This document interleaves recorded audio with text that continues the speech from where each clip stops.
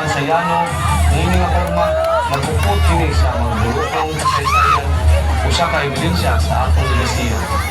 Dili sa Mandaue, ang bingka dili lang pagkaon nga atong ginabaon. Kini usa ka leksyon sa kinabuhi ug simbolo sa atong hinahinay nga pagkuswag o pagpadayon. Nagusama sa pagpatubo sa masa sa humot kaayo nga bingka. Gikan sa yano nga sagot, mahimong usa ka lamihan nga pagkaon nga sa tanan nga higugma. Ang bingka usa ka painumdum nga bisan pa man sa kalisod o sa simpleng pagpuyo aduna kay dahon sa pagtubo, sa pagkuswag o pagtangkot sa bikahinaman at pagkalampusan. Mao kini ang limaan nga ang gibantog nga bingka sa Mandaue dili lang pagbusog sa tiyan, kundi pagpukaw sa atong diwa isip Mandauehanon, pagpukaw sa panumduman, usa ka tinuod nga handumanan. Busa, dali na ang atong tagamtamon kung pagasawan ang bagong ginaon nga bingka nga sa kaytasan, bahandi na lamian alang sa tanan. Bingka lang Festival, ni bingka sa alang-alang. Legit number 1, Bingkalang Festival of Barangay Alang-Alang.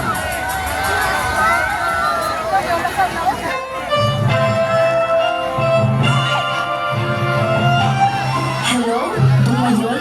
Kay Bobo ka, mga sa sumusunod adlaw, ipaigayon din sa atong syudad sa Mandaue, ang gabi sa kabiling sa Mandaue.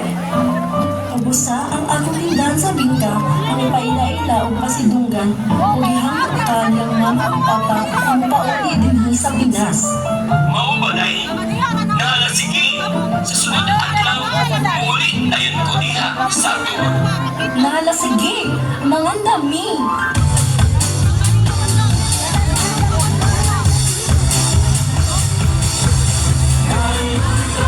Sa Mandaue, ang bibita ko sa mga agni.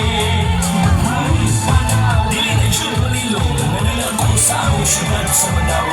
Kaysa layo pa lang, ang kahumot sa aso sa among bibima.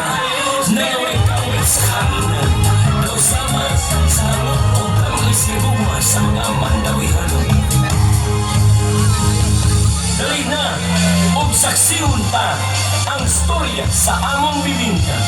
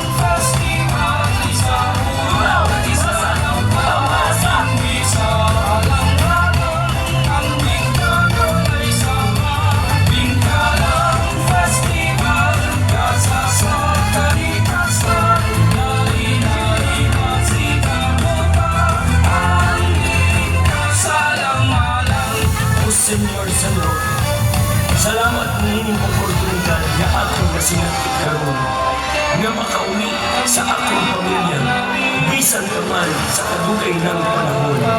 Kung ako magasaad diha kanimo nga akong inyong palambuon ang among negosyo nga bibingka ug ipaambit ang sa paghimo ni ini ngadto sa uwan.